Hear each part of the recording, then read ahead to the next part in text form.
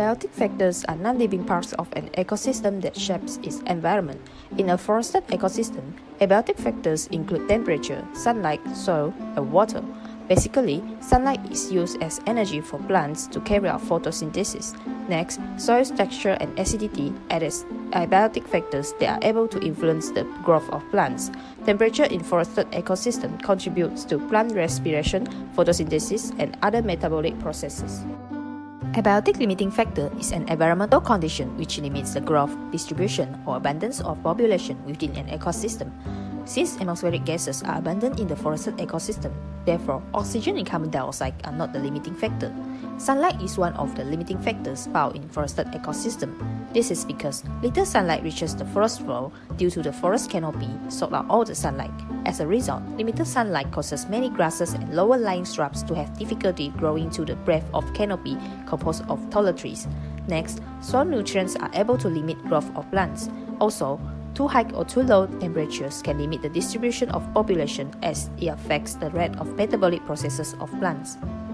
Biotic factors are all organisms in an ecological setting. Hence, the biotic factors present in the forested ecosystem are ferns, mosses, butterflies, ants, and trees in the ecosystem. The biotic limiting factor in the forested ecosystem is relatively high. Among the different types of interaction present is prey and predator interaction, in which spiders tend to feed on ants.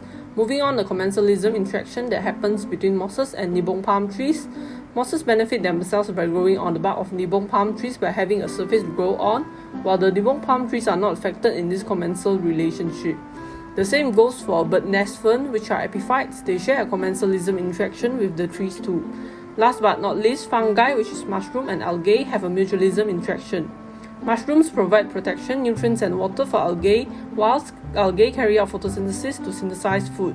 The presence and absence of a food supply, competition, and predation that occurs in the forested ecosystem are the limiting biotic factors.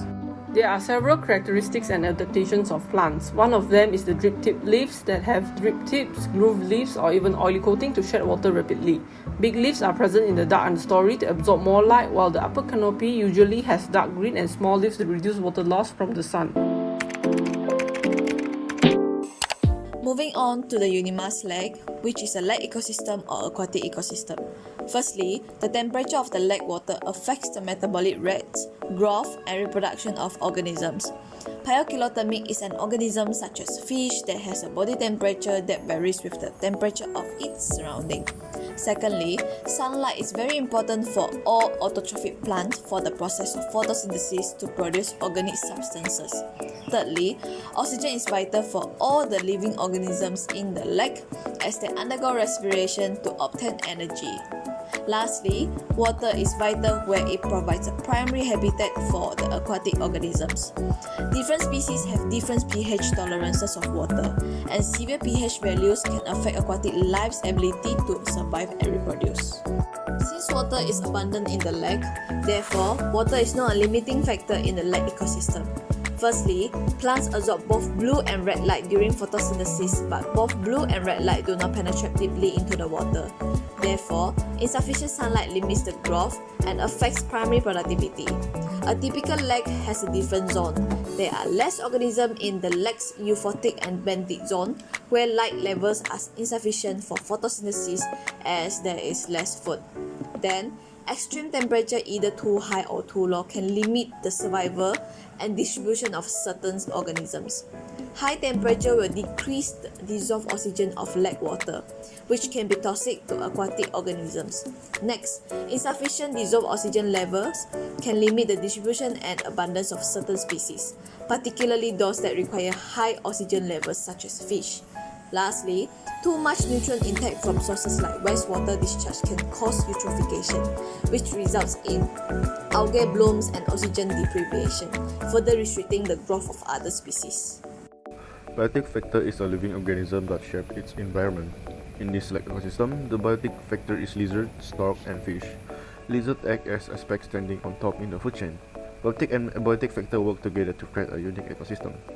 Limiting factors are those things in an ecosystem that restrict the size, growth, and distribution of a population. In the lake ecosystem, there are biotic interaction, for instance intraspecies and interspecies interaction, which occur within the ecosystem. The most common interaction that occur is predation. Predation means one organism kill and consume another. In this ecosystem, as you can see, lizard and stork represent predator and fish represent prey. Predation maintains the balance in this ecosystem by letting predator hunt the prey in order for the population prey species not flooding. Since the energy transfer that predator gain from hunting prey is not enough for the species to increase their population by reviewing the energy pyramid, we can conclude that the balance in the ecosystem is achieved and the predation is one of the limiting factors.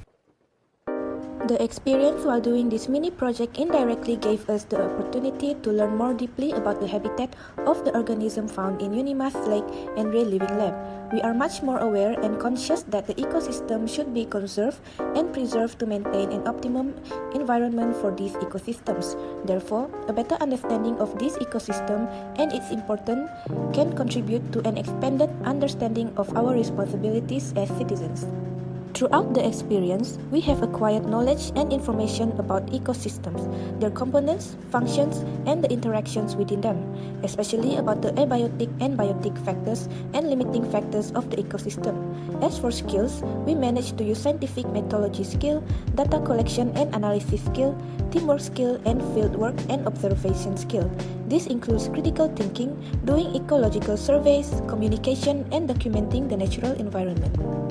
The experience indeed increased our knowledge about the topics that we have been studying as we get the opportunity to apply, synthesize, and enhance our understanding of the ideas during the field trip.